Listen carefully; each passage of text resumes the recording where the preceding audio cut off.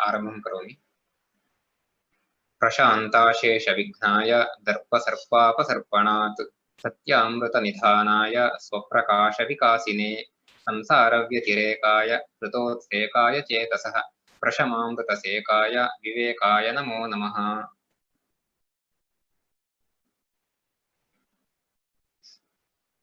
इदानीं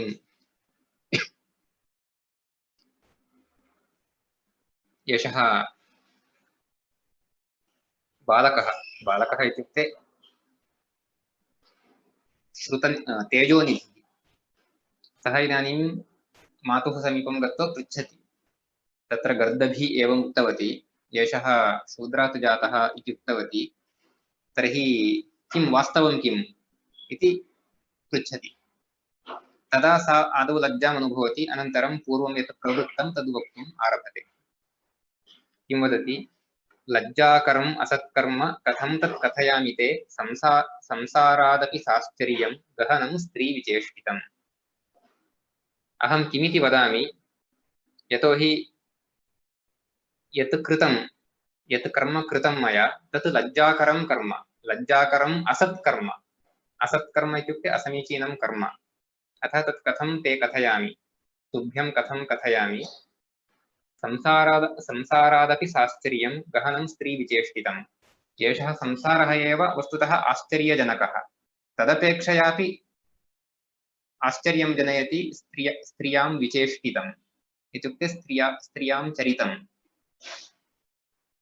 इति वदति। एतावत्पर्यन्तं वयं पठितवन्तः। अनन्तरं स्त्रीविचेष्टितं कीदृशम् अथवा स्त्रियः मनः कीदृशम् इति अत्र वदति। अपि कुञ्जरकर्णाग्रात् अपि पिप्पलपल्लवात् अपि विद्युद्विलसितात् विलोलं ललना मनः। ललनायाः मनः कीदृशम् इत्युक्ते कुञ्जरकर्णाग्रादपि विलोलम्। वस्तुतः कुञ्जरस्य कर्णाग्रम् अतीव विलोलं भवति। विलोलम् इत्युक्ते चञ्चलम्। कुञ्जरस्य इत्युक्ते गजस्य कर्णस्य अग्रभागः अतीव चञ्चलः भवति। इत्युक्ते गजः सर्वदापि कर्णस्य चालनं कुर्वन्नेव भवति। निरन्तरं तस्य कर्णः चलति इत्युक्ते गजः कर्णं चालयन् भवति सर्वदापि। तद्वदेव तदपेक्षयापि स्त्रीणां मनः विलोलं भवति इत्युक्ते चञ्चलं भवति। तथैव पिप्पलपल्लवात्, पिप्पलवृक्षः यः भवति तस्य पल्लवः सः वस्तुतः अतीव चञ्चलः। सोऽपि सर्वदा चलत् एव भवति। पल्लवः सर्वदापि चलन् भवति। तदपेक्षयापि ललनायाः मनः अथवा ललनानां मनः चञ्चलं भवति। तथैव अपि विद्युद्विलसितात्, विद्युतः यत् विलसितम् अस्ति, विद्युतः विलसितम् इत्युक्ते विद्युतः विलासः अथवा इत्युक्ते विद्युत् क्षणकालं केवलं तिष्ठति। विद्युत् अतीव चञ्चला इति एतत्तु स्पष्टमेव। यतोहि विद्युतः कृते चञ्चला इत्यपि एकं पदमस्ति। चञ्चला, चपला, तत्र विद्युतः पर्यायवाचकशब्देषु एते सर्वेपि शब्दाः सन्ति। चञ्चला, चपला, क्षणप्रभा, एवम् एतादृशाः शब्दाः। इत्युक्ते विद्युत् अतीव चञ्चला। तदपेक्षयापि चञ्चलं भवति स्त्रीणां मनः। अतः अपि कुञ्जरकर्णाग्रात् इत्युक्ते कुञ्जरकर्णाग्रात् अपि पिप्पलपल्लवात् अपि विद्युद्विलसितात् अपि ललना मनः विलोलं भवति इति वदति। अनन्तरं न बाध्यन्ते गुणैः पत्युः न लक्ष्यन्ते परीक्षकैः न धनेन निवार्यन्ते शीलत्यागोद्यताः स्त्रियः। शीलत्यागे उद्यताः याः स्त्रियः ताः न गुणैः बाध्यन्ते, पत्युः गुणैः न बाध्यन्ते। पतिः कियान् वा गुणयुक्तः भवतु, तद्विषये ते चिन्तामेव न कुर्वन्ति, ताः चिन्तामेव न कुर्वन्ति इति। न बाध्यन्ते इत्युक्ते तद्विषये ताः चिन्तामेव न कुर्वन्ति। पत्युः गुणैः अपि ते विचलिताः न भवन्ति। तथैव परीक्षकैः न लक्ष्यन्ते इत्युक्ते परीक्षकाः तत् लक्षयितुमपि न शक्नुवन्ति। न धनेन निवार्यन्ते, धनं दत्वापि निवारणं तेषां कर्तुं न शक्यते, तासां स्त्रीणां। न धनेन निवार्यन्ते शीलत्यागोद्यताः स्त्रियः।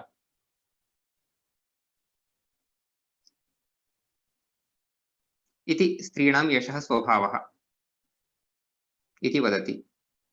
अनन्तरं धनयौवनसञ्जातदर्पकालुष्यविप्लवाः केनोन्नतपरिभ्रष्टा वार्यन्ते निम्नगाः स्त्रियः। निम्नगाः स्त्रियः, निम्नगाः इत्युक्ते निम्नमार्गे गच्छन्ति। याः निम्नमार्गे गच्छन्ति ताः निम्नगाः, निम्नं गच्छन्ति इति निम्नगाः। निम्नगाः स्त्रियः केन वार्यन्ते, पुनः ताः स्त्रियः कीदृश्यः? उन्नतपरिभ्रष्टाः, उन्नतस्थानात् परिभ्रष्टाः, उन्नतस्थानात् पतिताः। इत्युक्ते यदि औन्नत्यम् अल्पं भवति तर्हि ततः पतनं कथञ्चित् वारयितुं शक्यते। तत्र औन्नत्यं यावदधिकं भवति तावत् पतनस्य वारणमपि दुर्लभं भवति, दुष्करं भवति। अतः उन्नतात् परिभ्रष्टाः इत्युक्ते उन्नतपरिभ्रष्टाः स्त्रियः केन वा वार्यन्ते। पुनः ताः कीदृश्यः इत्युक्ते धनयौवनसञ्जातदर्पकालुष्यविप्लवाः। धनेन यौवनेन च सञ्जातः यः दर्पः, तस्य दर्पस्य यत् कालुष्यं, तेन दर्पेण प्राप्तं यत् कालुष्यं, तेन कालुष्येन विप्लवाः। विप्लवाः इत्युक्ते पीडिताः, तेन दोषेण पीडिताः, तेन दोषेण सङ्क्रान्ताः। केन वा वार्यन्ते इत्युक्ते केनापि वारयितुं न शक्याः इति तात्पर्यम्। धनयौवनसञ्जातदर्पकालुष्यविप्लवाः केनोन्नतपरिभ्रष्टा वार्यन्ते निम्नगाः स्त्रियः। अनन्तरं देहप्रदाः प्राणहराः नराणां एतत् वृत्तं भिन्नमस्ति। देहप्रदाः प्राणहरा नराणां भीरुस्वभावाः प्रविशन्ति वह्निं क्रूराः परं पल्लवपेशलाङ्ग्यः मुग्धा विदग्धान् अपि वञ्चयन्ति। देहप्रदाः, देहप्रदाः इत्युक्ते याः देहमेव प्रददति, इत्युक्ते देहस्यैव विक्रयणं याः कुर्वन्ति ताः देहप्रदाः। प्राणहराः, नराणां प्राणहराः इत्युक्ते नराणां प्राणान् हरन्ति तादृश्यः। भीरुस्वभावाः, किन्तु स्वयं भीरवः। भीरवः इत्युक्ते भयशीलाः। प्रविशन्ति वह्निं, प्रविशन्ति वह्निम् इत्युक्ते ते स्वयमेव आपदि पतिताः भवन्ति, ताः स्वयमेव आपदि पतिताः भवन्ति इति। क्रूराः परं पल्लवपेशलाङ्ग्यः, क्रूराः स्वभावेन ताः क्रूराः, किन्तु पल्लवपेशलाङ्ग्यः शरीरेण मृदवः भवन्ति, मृद्यः भवन्ति। कथमिव इत्युक्ते पल्लवः इव, पल्लवः यथा मृदुः भवति तथा पल्लवः इव पेशलानि अङ्गानि यासां ताः पल्लवपेशलाङ्ग्यः।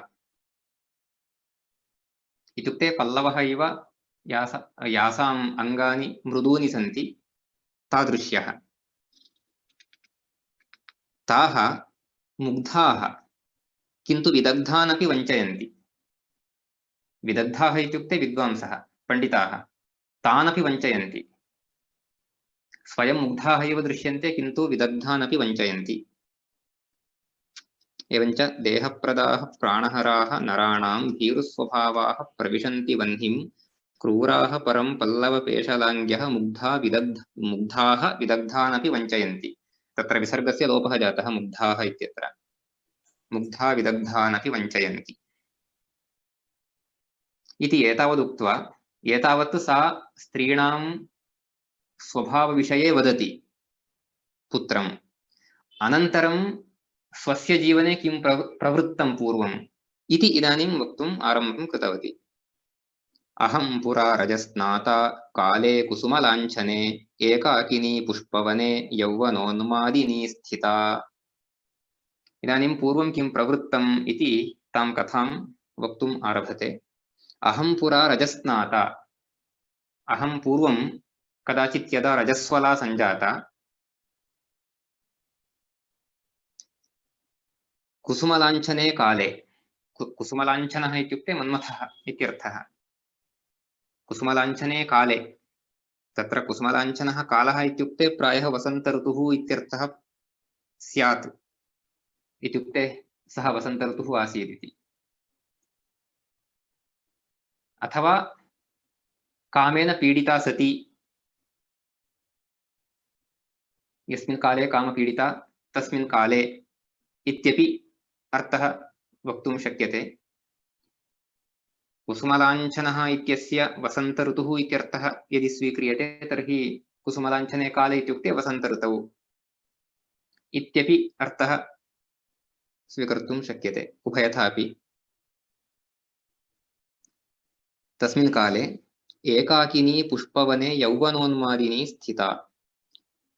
एकाकिनी पुष्पवने, पुष्पवनम् इत्युक्ते गार्डन्, तत्र पुष्पाणां वाटिका, तत्र एकाकिनी स्थिता यौवनोन्मादिनी सती। यौवनस्य उन्मादः, यौवनोन्मादः सः अस्याः अस्ति इति यौवनोन्मादिनी। एवञ्च यौवनोन्मादिनी सती एकाकिनी पुष्पवने स्थिता। तदा किं जातं। व्रतदीक्षापरे पत्यौ सेर्ष्येव विनतानना उन्नतस्तनविन्यस्तहस्ता चिरमचिन्तयम्। व्रतदीक्षापरे पत्यौ, पतिः व्रतदीक्षापरः आसीत्, सः व्रतिष्ठः आसीत्, सः व्रतं स्वीकृतवान् आसीत्, व्रतं पालयति स्म। अतः पत्या सह सङ्गमः दुष्करः आसीत्। तेन कारणेन सेर्ष्या इव, ईर्ष्यया सहिता, सेर्ष्या इति, सेर्ष्या इव इत्युक्ते ईर्ष्यावशात्। ईर्ष्या इति शब्दस्य अत्र आङ्ग्लभाषायां जलसी इति यद्वदामः सः अर्थः नास्ति। अत्र ईर्ष्या इत्युक्ते असहना इत्यर्थः, सोढुम् अशक्नुवती इत्यर्थः अत्र। अतः सेर्ष्येव इत्युक्ते सोढुम् अशक्नुवती इव विनतानना, विनतम् आननं यस्याः सा, अवनतानना, आननं मुखम् अवनमय्य स्थितवती आसीत्। उन्नतस्तनविन्यस्तहस्ता चिरमचिन्तयम्। उन्नतस्तने हस्तं विन्यस्य इत्युक्ते एतत् किं सूचयति इत्युक्ते तस्याः असहनां सूचयति। एतत् बाडी लैंग्वेज यदस्ति तस्याः असहनां सूचयति। उन्नतस्तने विन्यस्तः हस्तः यस्याः सा उन्नतस्तन विन्यस्तहस्ता। तत्र चतुर्ष्वपि शब्देषु स्ता इति सकारोत्तर तकारः इति तयोः द्वयोः संयोगः। तत्र उन्नत इति शब्दे नास्ति, स्तनशब्दे अस्ति, विन्यस्तशब्दे अस्ति, हस्तशब्दे अस्ति। एवं रूपेण तत्र शब्दालङ्कारः आनीतः। उन्नतस्तन विन्यस्तहस्ता चिरम् अचिन्तयम्। चिरम् इत्युक्ते दीर्घकालं, दीर्घकालं यावत् अहम् अचिन्तयम्, चिन्तितवती। चिन्तितवती इत्युक्ते चिन्तनं कृतवती इति न, चिन्तां कृतवती इत्यर्थः। अचिन्तयम् इत्युक्ते अत्र अहं चिन्तितवान् इत्युक्ते अर्थद्वयमपि संस्कृते भवितुम् अर्हति। अहं चिन्तनं कृतवान् अथवा अहं चिन्तां कृतवान् इति। वयम् अस्माकं भाषासु चिन्तनं चिन्ता इति एवं शब्दद्वयं पृथक् पृथक् तत्र विभिन्नार्थे प्रयोगं कुर्मः खलु। संस्कृते वस्तुतः एतद्वयमपि एकस्मादेव धातोः निष्पन्नं पदद्वयमपि, किन्तु संस्कृतेपि अर्थभेदः अस्ति। किन्तु चिन्तयति इति शब्दस्य तत् क्रियापदरूपम् इति कारणेन अर्थद्वयमपि अस्ति तस्य। विचारं करोति इत्यपि अर्थः अस्ति, पुनः चिन्तां करोति इत्यपि अर्थः अस्ति। अतः अत्र चिरम् अचिन्तयम् इत्युक्ते अहं चिन्तां कृतवती इति अर्थः अत्र युक्तः भवति इति भाति। किमिति तत्र चिन्तां कृतवती इति कारणेन पुनः तत्र किमिति नापेक्षितम्। स्वस्य दुस्थितिविषये सा चिन्तां कृतवती इति तावदेव। यतोहि पतिः तु व्रतिष्ठः आसीत्, व्रतदीक्षां स्वीकृतवान् आसीत्, अतः पत्या सह सङ्गमः दुःशकः आसीत्। एवं चिन्त्यमाने मयि अथवा एवं मया चिन्त्यमाने सति किं जातम्? एताश्वसनसोत्कम्पाः सजृम्भाः षट्पदस्वनैः सोत्कण्ठमिव गायन्ति लताः पुष्परजस्वलाः। इत्युक्ते येषां मनसि यः भावः अस्ति तदनुसारमेव सर्वत्रापि सर्वमपि दृश्यते इत्यस्य एतदेव एकम् उदाहरणम्। एताः इत्युक्ते तत्र लताः इत्यग्रे उक्तं खलु, तेन सह अन्वयः। एताः लताः श्वसनसोत्कम्पाः। श्वसनः इत्युक्ते वायुः, तत्र यः वायुः वाति सः। श्वसनः, स्पर्शनः इत्येते सर्वे वायोः पर्यायवाचकशब्दाः। श्वसनेन सोत्कम्पाः। सोत्कम्पाः इत्युक्ते तत्र वायुकारणेन चलन्त्यः सन्ति, इतस्ततः चलन्त्यः सन्ति इत्युक्ते स्थिराः न सन्ति। ताः लताः सोत्कम्पाः सन्ति श्वसनकारणेन। सजृम्भाः। जृम्भणम् इति शब्दस्य वस्तुतः तत्र किमुच्यते, आङ्ग्लभाषायां यानिङ्ग् इति वदन्ति खलु, सः अर्थः वस्तुतः। अत्र तु चलन्तः इत्युक्ते स्थिराः न सन्ति इति तात्पर्यमत्र अन्ततो गत्वा। सजृम्भाः षट्पदस्वनैः। षट्पदाः इत्युक्ते भ्रमराः। तेषां भ्रमराणां षट्पदानां स्वनैः इत्युक्ते शब्दैः, स्वनः इत्युक्ते शब्दः, षट्पदानां स्वनैः षट्पदानां शब्दैः सोत्कण्ठमिव गायन्ति। सोत्कण्ठः इत्युक्ते अतीव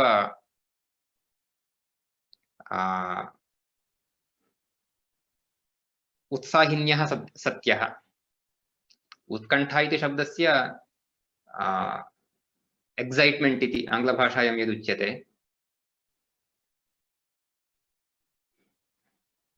उत्कण्ठितः इत्युक्ते एक्सैटेड इति, उत्कण्ठा इत्युक्ते एक्सैट्मेंट इत्येवम् अर्थः भवति।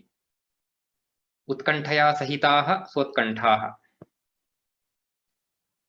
सोत्कण्ठमिव गायन्ति। सोत्कण्ठं गायन्ति इति तत्र सोत्कण्ठम् इति गायन्ति इति क्रियायाः विशेषणम्। अतः तत्र सोत्कण्ठम् इति क्रियाविशेषणत्वात् द्वितीयविभक्तौ एकवचने प्रयोगः। सोत्कण्ठम् इव गायन्ति लताः पुष्परजस्वलाः। लताः कीदृश्यः इत्युक्ते पुष्परजस्वलाः। तत्र पश्यन्तु, अत्रापि रजस्वलः इति शब्दः आनीतः। पुष्पाणां रजांसि यस्याम् अस्ति सा पुष्परजस्वला। वस्तुतः रजस्वला इति शब्दस्य अर्थः कः इत्युक्ते मतुबर्थे तत्र वलच् इति प्रत्ययः इति मन्ये। तत्र तदस्मिन् अस्ति इत्यर्थे मतु प्रत्ययः प्रसिद्धः अस्ति खलु। तस्मिन् अर्थे बहवः प्रत्ययाः सन्ति। इनि प्रत्ययः अस्ति, ठन् प्रत्ययः अस्ति, विनिः इति प्रत्ययः अस्ति, अच् इति प्रत्ययः अस्ति। एवं मतुप् इत्यस्मिन् अर्थे बहवः प्रत्ययाः, इत्युक्ते सर्वत्र सर्वे प्रत्ययाः न भवन्ति, केचन प्रत्ययाः केषुचित् स्थानेष्वेव।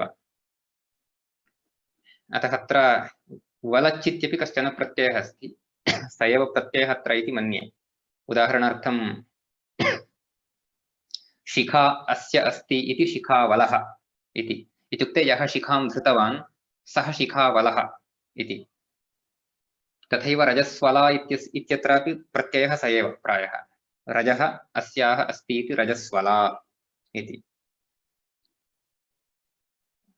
अतः रजस्वला इति प्रसिद्धः शब्दः यः अस्ति तस्य व्युत्पत्तिः सा भवति। किन्तु इदानीं लताः कीदृश्यः इत्युक्ते पुष्परजस्वलाः। तत्र वस्तुतः रजस्वला इति शब्दस्य कोऽपि सम्बन्धः नास्ति। तत्र पुष्पाणां रजांसि पुष्परजांसि, पुष्परजांसि अस्यां सन्ति इति पुष्परजस्वलाः, पुष्परजस्वला, ताः पुष्परजस्वलाः बहुवचने। एवम् अत्र व्युत्पत्तिः भवति। इव गायन्ति। एतस्य दर्शनेन तस्याः अपि इतोपि तत्र ईर्ष्या अधिका जाता, तस्याः असहना अधिका जाता। तदेव अग्रे वदति, उद्भिन्नयौवनाक्रान्ता प्रियभोगवियोगिनी व्रतशेषजुषः पत्युः दोषेणैवास्मि निष्फला। दोषेण निष्फला अस्मीति तत्र अस्मीति यद्यपि लट्लकारस्य प्रयोगः कृतः भूतकालार्थे, आसम् इत्यस्मिन् अर्थे अस्मि इति। उद्भिन्नयौवनाक्रान्ता, उद्भिन्नं यत् यौवनम्, उद्भिन्नम् इत्युक्ते उद्गतम् इत्युक्ते तत्र किम् उद्गच्छत् यौवनं यदस्ति, ओवर्वेल्मिङ्ग् इति आङ्ग्लभाषायां वदन्ति खलु, तस्मिन् अर्थे, तस्मिन्नेव अर्थे अत्र उद्भिन्नम् इति शब्दः।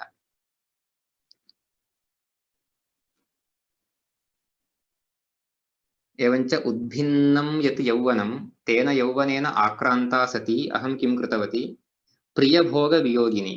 एकत्र उद्भिन्नं यौवनम्, अपरत्र प्रियभोगवियोगः, प्रियेण सह भोगः न प्राप्यते इति एषा स्थितिः अपरत्र।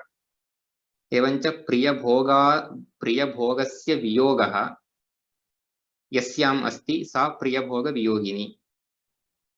अहं प्रियभोगवियोगिनी अपि आसम्, उद्भिन्नयौवनेन आक्रान्ता अपि आसम्। अतः अहं किं चिन्तितवती, व्रतशेषजुषः पत्युः दोषेणैवास्मि निष्फला। एतादृशी अहं व्रतशेषजुषः पत्युः दोषेण, पतिः इदानीं व्रतशेषजुट् अस्ति। अत्र व्रतशेषजुषः इति एतत् षष्ठ्यन्तं रूपं, षष्ठी विभक्तौ एकवचनं। व्रतशेषजुष् इति प्रातिपदिकं, षकारान्तं प्रातिपदिकम् इत्युक्ते मूर्धन्यषकारान्तं। किन्तु प्रथमा विभक्तौ एकवचने व्रतशेषजुट् इति भवति, टकारः भवति तत्र। एवञ्च व्रतशेषजुट्, व्रतशेषजुषौ, व्रतशेषजुषः इत्येवं रूपाणि। अस्तु, व्रतशेषजुषः इत्युक्ते इतोपि व्रतम् अवशिष्टं तस्य व्रतम् इतोपि सम्पूर्णं न जातम्। अत्र व्रतशेषजुट् इति शब्दस्य अर्थः व्रत अवशिष्टेन व्रतेन युक्तः इत्युक्ते व्रतं यत् अवशिष्टमस्ति तस्य व्रतस्य अनुष्ठानं यः कुर्वन् अस्ति सः व्रतशेषजुट् इति। व्रतशेषं जुषति इति व्रतशेषजुट् इति तत्र एवम् उपपदसमासः। व्रतशेषजुषः पत्युः दोषेण निष्फला अस्मि इत्युक्ते, निष्फला अस्मि इत्युक्ते मम एतेन पुनः तत्र व्रतशेषजुषः पत्युः दोषेण इति वदन्ती अस्ति, इत्युक्ते सः व्रतपालनं कुर्वन् अस्ति इति तस्य दोषेण, इत्युक्ते सः व्रतपालनं कुर्वन् अस्ति इत्येषः एव दोषः तत्र। तेन दोषेण अहं निष्फला अस्मि इत्युक्ते मया यत् प्राप्तव्यं तत् न प्राप्यते इति। अहं निष्फला इत्युक्ते मया यत् प्राप्तव्यमस्ति तत् न प्राप्तम् इति एतत् एवं रीत्या सा चिन्तयन्ती अस्ति इदानीं। एवं रीत्या अहं तत्र चिन्तयन्ती स्थिता आसम् इति चिन्ताक्षणे तस्मिन् लग्नाभिमुखदर्पणः नापितः परिहासाख्यः शीलशत्रुः इव आययौ। इति चिन्ताक्षणे, इति यदा चिन्तनं मम प्रचलति स्म तदा इति चिन्ताक्षणे तस्मिन् चिन्ताक्षणे, चिन्तायाः तस्मिन् क्षणे लग्नाभिमुखदर्पणः,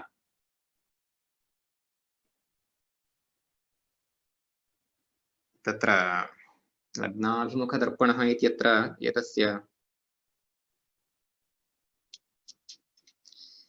तात्पर्यं किम् इति सन्दर्भानुसारम् ऊहनीयम् अस्माभिः। सः नापितः, नापितः इत्युक्ते यः केशकर्तनादिकं करोति सः। तत्र दर्पणः इव इत्यपि अर्थः तत्र भवितुमर्हति। इत्युक्ते अहं यत् चिन्तयन्ती आसम् तस्य चिन्तनस्य दर्पणः इव इत्युक्ते तदेव चिन्तनम्, इत्युक्ते मम मनसि यत् चिन्तनं प्रचलति तत् चिन्तनम् अहं यस्मिन् द्रष्टुं शक्नोमि मम पुरतः, इत्युक्ते तस्मिन् नापिते अपि एतादृशमेव चिन्तनं द्रष्टुं शक्यमासीत् इत्यपि भावः अत्र भवितुमर्हति। तेन तात्पर्येण लग्नाभिमुखदर्पणः इति स्वीकुर्मः चेत् तादृशः कश्चित् नापितः बार्बर् नाम किं तस्य? परिहासाख्यः। परिहासः इति तस्य नाम। आख्या इत्युक्ते नाम, तस्य नाम एव तथा अस्ति, परिहासः इति। परिहासः इति आख्या यस्य सः परिहासाख्यः तादृशः। सः कीदृशः आसीत्? शीलशत्रुः। शीलस्य शत्रुः इत्युक्ते यः शीलं नाशयति तादृशः इति। एवञ्च शीलशत्रुः इव सः आययौ, आगतवान्, आयाति इत्यस्य लिट्लकारः, आययौ इति।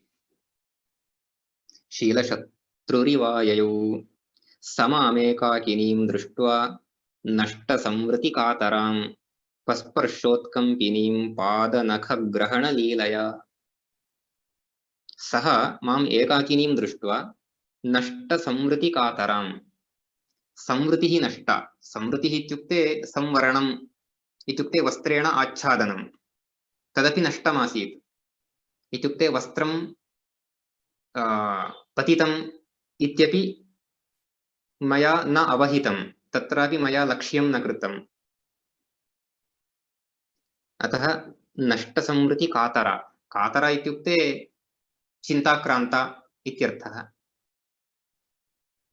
कातरः इति शब्दस्य भीतः इत्यर्थः अस्ति, चिन्ताक्रान्ता इत्यपि अर्थः अत्र स्वीकर्तुं शक्यते। नष्टसंवृतिकातरां पस्पर्श उत्कम्पिनीम्, उत्कम्पिनी इत्युक्ते विचलिता इत्यर्थः। उत्कम्पिनीं विचलितां मां सः पस्पर्श, स्पृष्टवान्। कथं, किमर्थं स्पृष्टवान् इत्युक्ते पादनखग्रहणलीलया। इत्युक्ते एषा तु उन्नतकुलीना अस्ति, एतां यदा दृष्टवान् सः तदा एतस्याः पादस्पर्श लीलया, लीलया इत्युक्ते पादस्पर्शव्याजेन, तदेव तत्र उक्तं, पादनखग्रहणलीलया। पादनखग्रहणव्याजेन सः मां पस्पर्श, स्पृष्टवान्। तदा तत्राहं वृत्तकर्तव्या नीचसङ्गमलज्जया अधोमुखी च्युतं शीलं वीक्षमाणेव मूर्छिता। मूर्छिता इत्युक्ते मम अहं प्रज्ञामेव त्यक्तवती इति, नष्टप्रज्ञा सञ्जाता। कथम्? अधोमुखी, अधोमुखी सती वृत्तकर्तव्या, वृत्तकर्तव्या इत्युक्ते वृत्तम् इत्युक्ते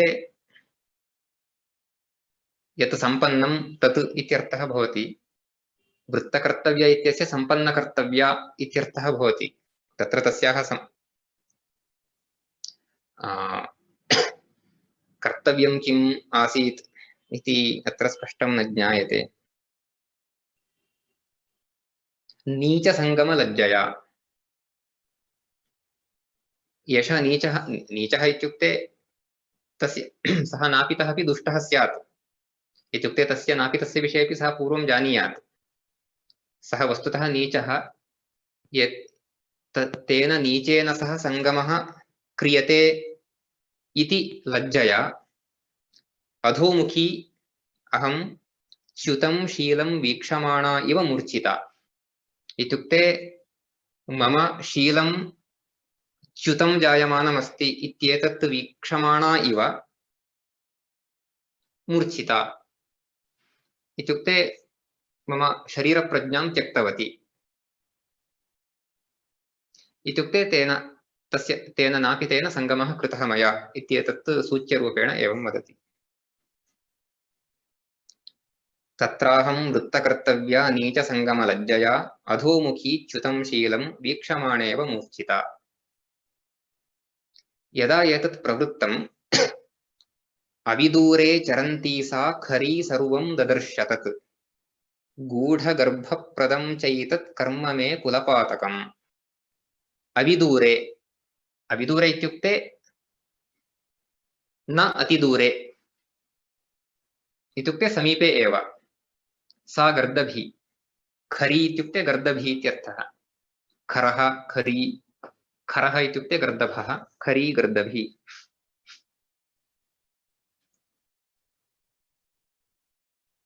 का गर्दभी इत्युक्ते यं गर्दभम् आरुह्य सा गच्छन् आसीत् तस्य माता।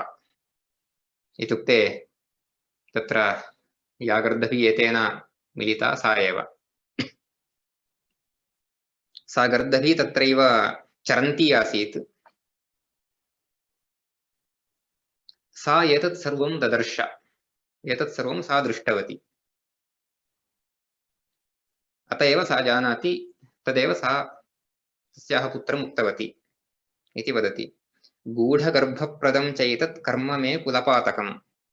गूढगर्भप्रदम् एतत् कर्म इत्युक्ते रहस्यरूपेण, इत्युक्ते अन्यैः अज्ञातं यत् गर्भधारणम् इदं सञ्जातं तत् कुलपातकम्, अस्माकं कुलस्य वस्तुतः पातकं, तादृशं कार्यं तादृशं कर्म प्रवृत्तम् इति। आस्तां किमनया पुत्र गुप्तवृत्तान्तचर्चया संवृतान्येव शोभन्ते शरीराणि कुलानि च। एतत् अतीव स्वारस्यकरमस्ति एतत् कथनम्। आस्तां किमनया पुत्र गुप्तवृत्तान्तचर्चया, एतत् गुप्तवृत्तान्तम् इत्युक्ते अन्यैः अज्ञातं यत् वृत्तान्तं, गुप्तवृत्तान्तं यदस्ति एतद्विषये चर्चया किम् आस्तां तावत्। आस्ताम् इत्युक्ते एतद् भवतु नाम इति। आस्ते इत्यस्य लोट्लकारः आस्ताम्, आस्तां तावत् भवतु नाम इति। एतत् सर्वं भवतु किम् अनया चर्चया, किमर्थं? संवृतान्येव शोभन्ते शरीराणि कुलानि च। शरीरं संवृतं चेदेव शोभते, शरीरम् आवृतं चेदेव, शरीरं वस्त्रेण आवृतं चेदेव शोभते, तथैव कुलमपि संवृतमेव शोभते। तत्र कुलं संवृतम् इत्युक्ते कुलस्य रहस्यम् अन्यैः यदि न ज्ञायते तर्हि एव तत् कुलं शोभते इति। यावत्पर्यन्तं कुलस्य रहस्यम् अन्यैः न ज्ञायते तावत्पर्यन्तमेव कुलं शोभते, ततः परं कुलं न शोभते इति। अतः कुलं संवृतमेव शोभते, तथैव शरीरमपि संवृतमेव शोभते। यदि तत् असंवृतं भवति तर्हि तस्य शोभापि अपगच्छति।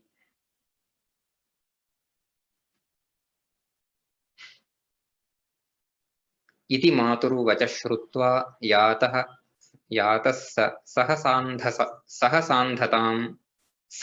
सहसा अन्धतां यातः। इति मातुः वचः श्रुत्वा एवं एतानि वचनानि मातुः एतानि वचनानि श्रुत्वा सः सहसा इत्युक्ते झटिति अन्धतां यातः सः अन्धः सञ्जातः अन्धः इत्युक्ते अग्रे किं करणीयम् इति न ज्ञातवान् इति किं करणीयं कुत्र गन्तव्यम् इति न ज्ञातं तेन अन्धः इव सञ्जातः सहसा अन्धतां यातः इत्युक्ते अन्धतां प्राप्तवान्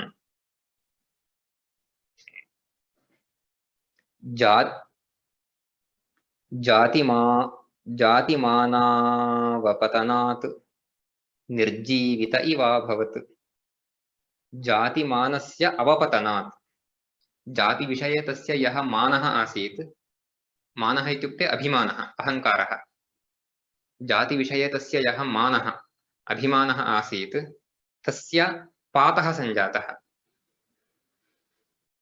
तस्य अवपतनं सञ्जातम् इत्युक्ते तस्य अहङ्कारः पतितः इदानीं सर्वात्मना नष्टः तेन निर्जीवितः इव अभवत् निर्जीवितः इत्युक्ते मृतः इव तस्य जीवः गतः इव जातः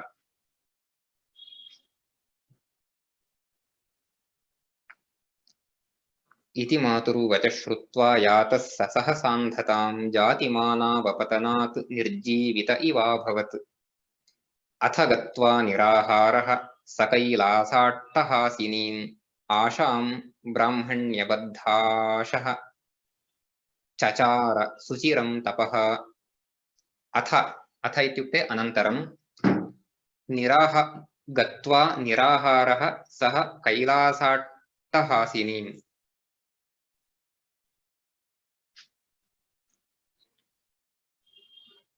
तत्र निराहारः सः इत्युक्ते आहारसेवनम् अकृत्वा सः तत्र तपः आचरितवान् इति कुत्र कैलासाट्टहासिनीम् आशां गत्वा कैलासाट्टहासिनी आशा इत्युक्ते दिक् इत्यर्थः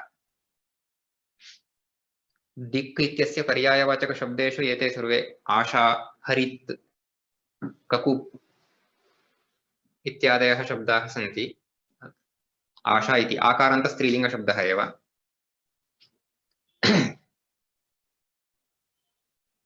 काम् आशां गतवान् इत्युक्ते कां दिशं गतवान् इत्युक्ते कैलासाट्टहासिनीं दिशं कैलासाट्टहासिनी दिक् इत्युक्ते उत्तरादिक् इत्यर्थः इत्युक्ते कैलासस्य अट्टहासेन युक्ता दिक् अट्टहासः इति किमर्थम् उच्यते इत्युक्ते तत्र अट्टहासेन यः श्वेतवर्णः दन्तानां यः श्वेतवर्णः दृश्यते तादृशश्वेतवर्णेन युक्तः अस्ति कैलासः तादृशकैलासेन युक्ता अस्ति उत्तरादिक् इति कारणेन उत्तरादिक् कैलासाट्टहासिनी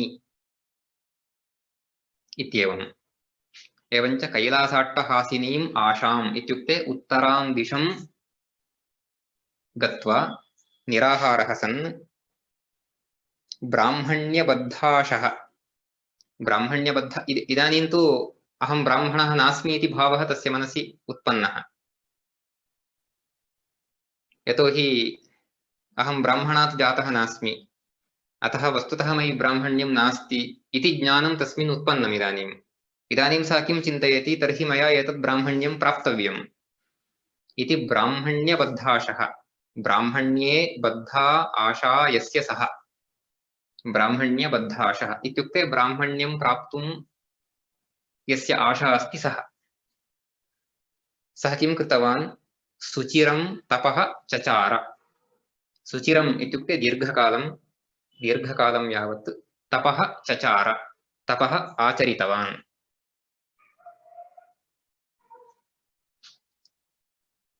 तस्योग्रतपसा तुष्टः स्वयमेव शतक्रतुः ब्राह्मण्यं याचमानस्य न ददौ दुर्लभं भुवि पश्यन्तु तस्य कीदृशी स्थितिः सञ्जाता इत्युक्ते तस्य उग्रतपसा तुष्टः इत्युक्ते उग्रं तपः सः आचरितवान् तेन उग्रतपसा तुष्टः शतक्रतुः शतक्रतुः इत्युक्ते इन्द्रः शतक्रतुः इन्द्रः स्वयमेव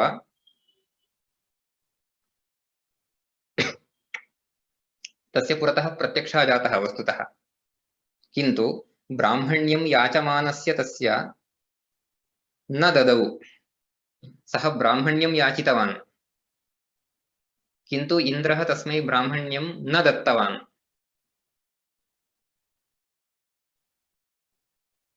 ब्राह्मण्यं दातुम् इन्द्रः नाङ्गीकृतवान्। ब्राह्मण्यं याचमानस्य न ददौ दुर्लभं भुवि इत्युक्ते भुवि तत् तावत् दुर्लभम् अस्ति, एवं सुलभतया प्राप्तुं न शक्यते इति। किन्तु सः इतोपि आशां न त्यक्तवान्, कथञ्चित् प्राप्तव्यमिति पुनः सः तपः आचरितवान्। पुनः पुनः स तपसा सन्तापितजगत्त्रयः सहस्राक्षवरात् प्राप देवत्वं न तु विप्रताम्। अन्ततो गत्वा अपि तत्र पश्यन्तु, पुनः पुनः सः तपसा सन्तापितजगत्त्रयः, पुनः पुनः तपः आचरितवान्। तस्य तपसा जगत्त्रयमपि सन्तापितं जातम्। त्रयाणामपि जगतां सन्तापः जातः, सन्तापः उत्पन्नः। इत्युक्ते त्रीणि अपि जगन्ति सः सन्तापितवान् तपसा। एवञ्च तपसा सन्तापितजगत्त्रयः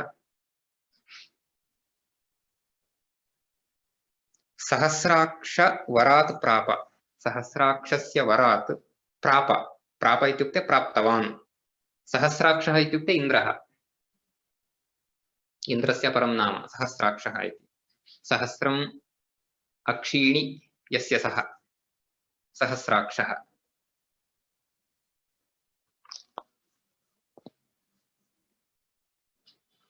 एवञ्च सहस्राक्षस्य वरात् सः प्राप्तवान्। अन्ततो गत्वा किं प्राप्तवान्?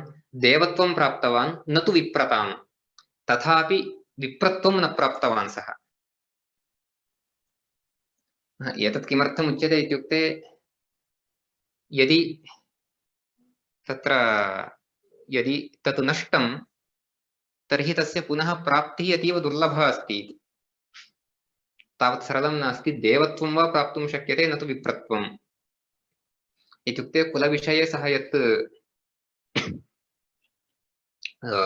चिन्तयन् आसीत् अथवा यादृशम् अहङ्कारं दर्शयन् आसीत्, तत्सर्वम् इदानीम् अर्थहीनं सञ्जातम् इति एतस्य कथनस्य तात्पर्यम्। अतः पुनः पुनः स तपसा सन्तापितजगत्त्रयः सहस्राक्षवरात् प्राप देवत्वं न तु विप्रताम्। अन्ततो गत्वापि सः देवत्वं प्राप्तवान्, किन्तु विप्रत्वं न प्राप्तवान्। छन्दो देवाभिधानोऽथ सोऽभवद्भुवि विश्रुतः प्रत्यब्दमेकदिवसे ह्यर्चनीयो मृगीदृशाम्। सः तथा तपः आचरितवान्, देवत्वं प्राप्तवान् इति कारणेन तस्य सः एकं विशिष्टम् अवसरं प्राप्तवान्। कीदृशम् अवसरम् इत्युक्ते सः छन्दोदेवः इति अभिधानेन, छन्दोदेवाभिधानः अथ सः अभवत् भुवि विश्रुतः। भुवि भूमौ सः विश्रुतः अभवत्। केन नाम्ना? छन्दोदेवः इति नाम्ना। इत्युक्ते छन्दोदेवः इति देवतानाम प्राप्तवान् सः। इत्युक्ते सः देवत्वं प्राप्तवान्। देवस्य तस्य किं नाम जातम् इत्युक्ते छन्दोदेवः इति। सः प्रत्यब्दम् एकदिवसे, प्रतिवर्षं, प्रत्यब्दम् इत्युक्ते प्रतिवर्षम्, अब्दः इत्युक्ते वर्षम्।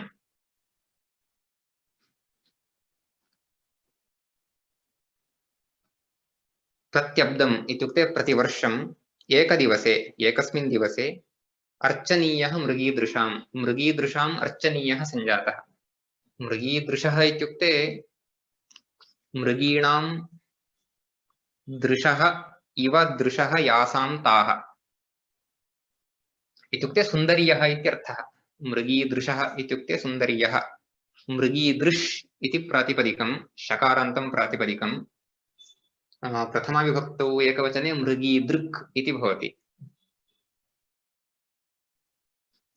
मृगीदृक् मृगीदृशौ मृगीदृशः मृग्याः मृगी इत्युक्ते हरिणी इत्यर्थः मृग्याः दृक् इव दृक् यस्याः सा मृगीदृक् तासां मृगीदृशाम् अर्चनीयः इत्युक्ते मृगीदृग्भिः अर्चनीयः सञ्जातः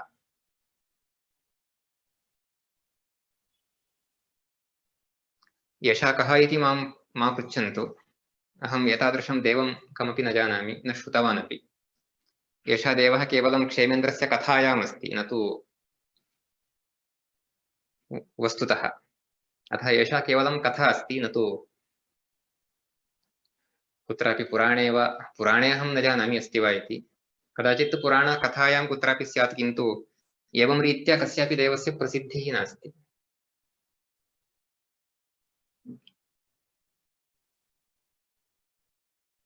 अतः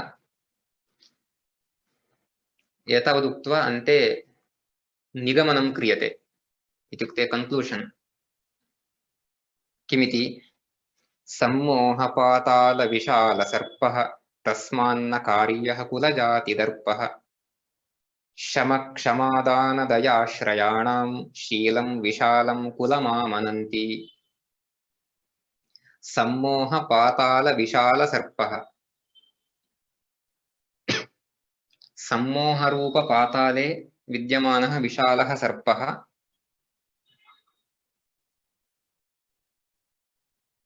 एव कुलजातिदर्पः तादृशः कुलजातिदर्पः न कार्यः इत्युक्ते तत्र सर्पस्य आश्रयः कः इत्युक्ते पाताललोकः अत्र दर्परूपसर्पस्य आश्रयः कः इत्युक्ते सम्मोहः यथा सर्पः पातालम् आश्रित्य भवति तथा दर्पः सम्मोहम् आश्रित्य भवति सम्मोहकारणेन दर्पः सञ्जायते तादृशः दर्पः न कार्यः न करणीयः सम्मोहपातालविशालसर्पः तस्मान्न कार्यः कुलजातिदर्पः शमक्षमादानदयाश्रयाणां शीलं विशालं कुलमामनन्ति तर्हि विशालं कुलं किम् इत्युक्ते शीलमेव विशालं कुलम् शीलमेव विशालं कुलम् इति आमनन्ति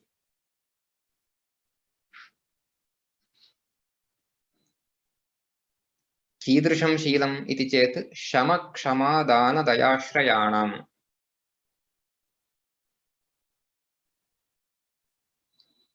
शमस्य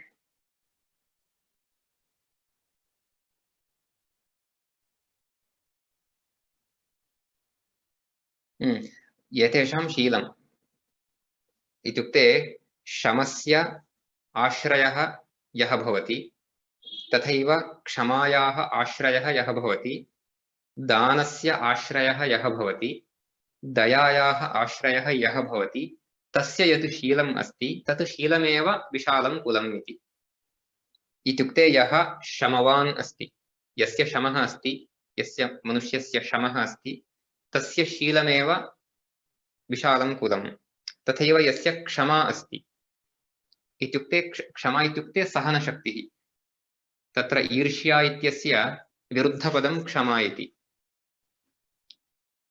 तत्र पूर्वम् ईर्ष्या इति आगतं खलु ईर्ष्या इत्यस्य अक्षमा इत्यर्थः इत्युक्ते असहनं क्षमा इत्युक्ते सहनशक्तिः इति अतः क्षमा यस्य अस्ति तादृशस्य शीलं दानगुणः यस्य अस्ति तस्य शीलं तथैव दयागुणः यस्य अस्ति तस्य शीलं तत् शीलमेव विशालं कुलम् इति आमनन्ति एवं मन्यन्ते आमनन्ति इत्युक्ते मन्यन्ते चिन्तयन्ति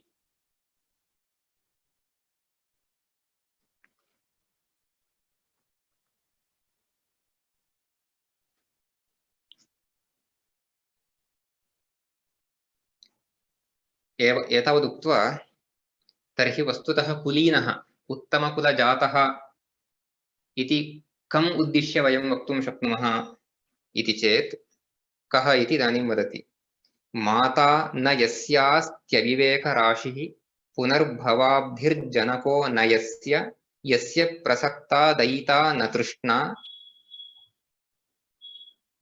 स एव लोके कुशली कुलीनः।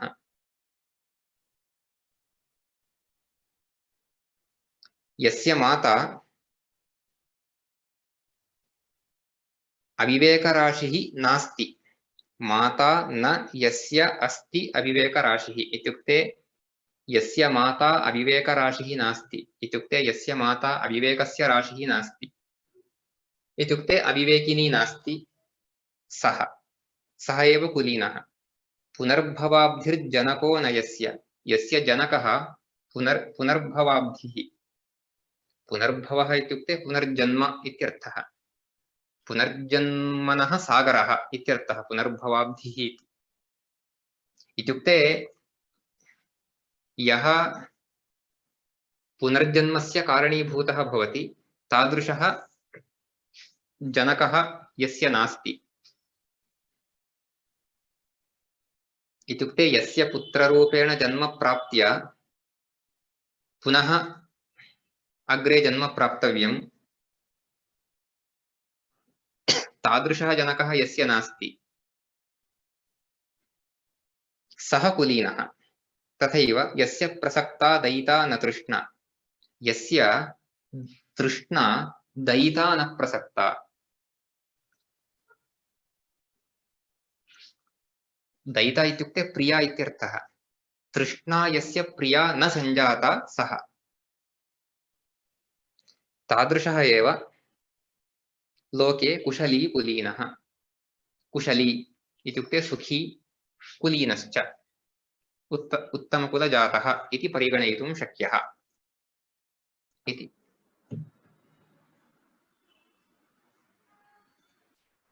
माता न यस्यास्त्यविवेकराशिः पुनर्भवाब्धिर्जनको न यस्य प्रसक्ता दयिता न तृष्णा स एव लोके कुशली कुलीनः इति कुलविचारः समाप्तः। एषः प्रथमः विचारः अत्र समाप्यते। इतः परं द्वितीयः विचारः आरभ्यते। धनविषये यः दर्पः भवति तस्य दानम् अग्रिमविचारे क्रियते। अस्तु, अत्र प्रश्नाः सन्ति चेत् पृच्छन्तु।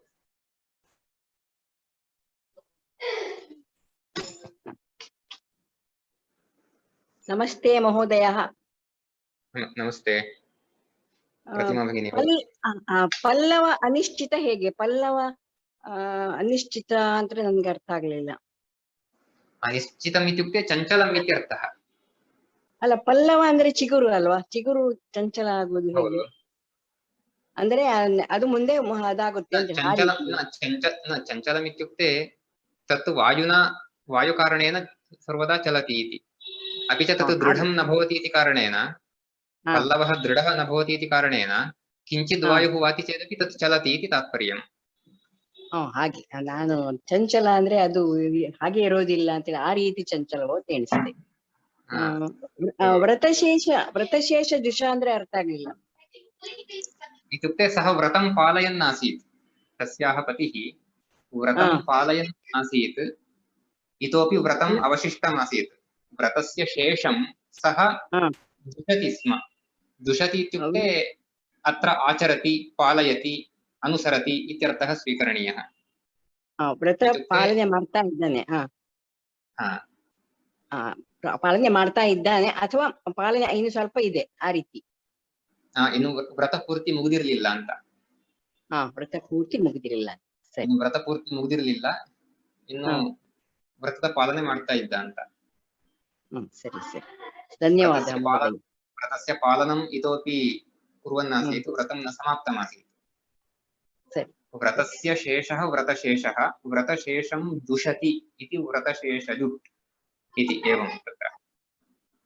दुषति ಅಂದ್ರೆ ಇನ್ನೂ ಇದೆ ಆ ಅರ್ಥ. दुषति इत्युक्ते आचरति इत्यर्थः। दुषति आचरति। धन्यवाद महोदय।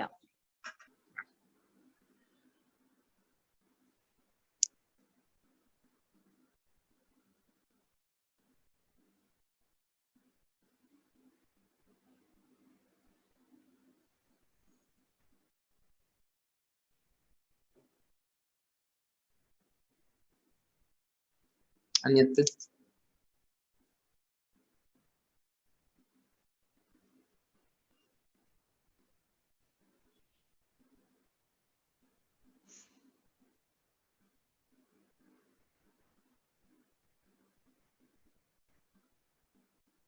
महोदय एतत् PDF प्रेषयति वा? PDF आमाम् आम् अवश्यम् एतत् वस्तुतः पूर्वं ये आगच्छन्ति स्म तेषां समीपे अस्ति अहं प्रेषयिष्यामि धन्यवादः। प्रेषयिष्यामि आम् अनन्तरं पूर्वतन रेकार्डिङ्ग्स् कुत्र अस्ति तदपि एक लिङ्क् कुत्रापि स्थापितम् अस्ति वा? आमां तत् अस्तु तदपि प्रेषयामि। धन्यवादः महोदय।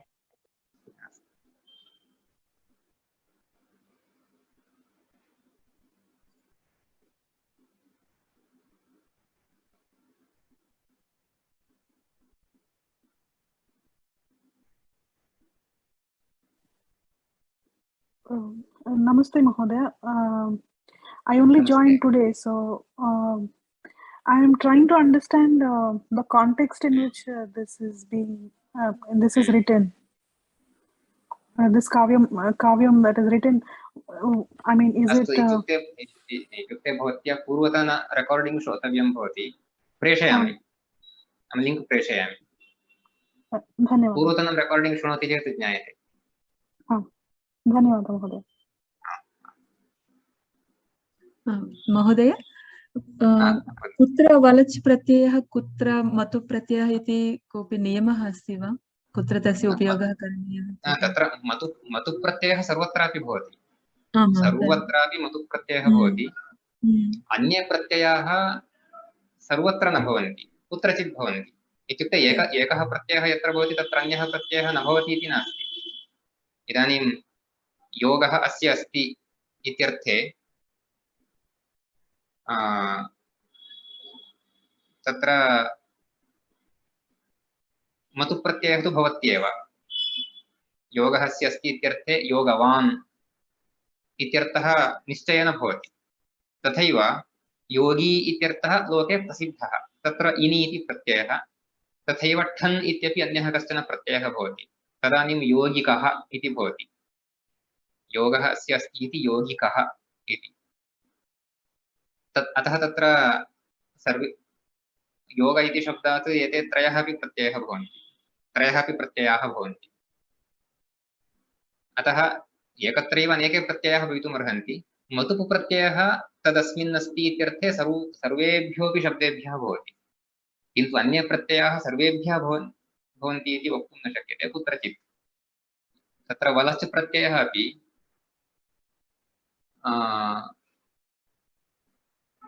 अन्यत्र कुत्र भवति इति अहं न जानामि। तत्र शिखाशब्दात् तु भवति। अत्र इदानीं रजस् इति शब्दादपि अस्मिन् अर्थे भवति। अन्यत्र कुत्र भवति इति न जानामि। क्षमावान् इति अस्ति, तत्र क्षमावलः इति न वक्तुं शक्नुमः खलु? तत्र नास्ति, तत्र नास्ति। अस्तु।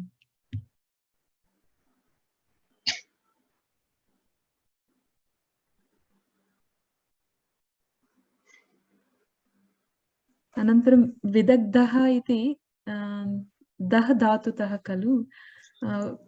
कथं पण्डितः इति अर्थः आगतः? विशेषेण दग्धः विदग्धः इति तत्र ज्ञानेन दग्धं किम् इत्युक्ते अज्ञानं दग्धम् इति स्यात्। तत्र एवं चिन्तनीयम् अस्माभिः।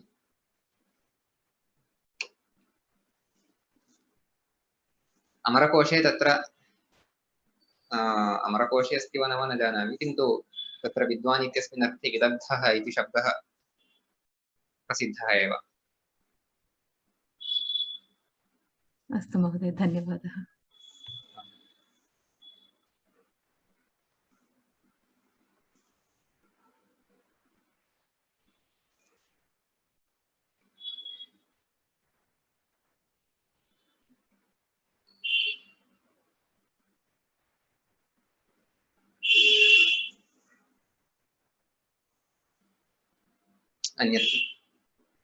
अन्येषां प्रश्नाः सन्ति वा?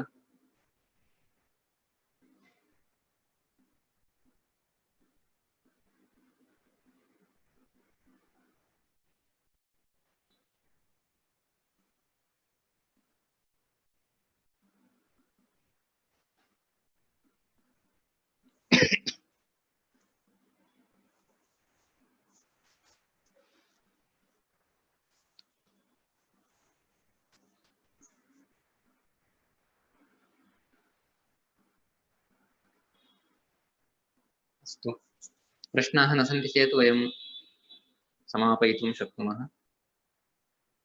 शान्तिमन्त्रं वदामि। अस्तु सर्वे भवन्तु सुखिनः, सर्वे सन्तु निरामयाः, सर्वे भद्राणि पश्यन्तु, मा कश्चित् दुःखभाग् भवेत्। ॐ शान्तिः शान्तिः शान्तिः। शुभरात्रिः सर्वेभ्यः। शुभरात्रि। धन्यवादः महोदय। धन्यवादाः महोदय। शुभरात्रि। शुभरात्रिः।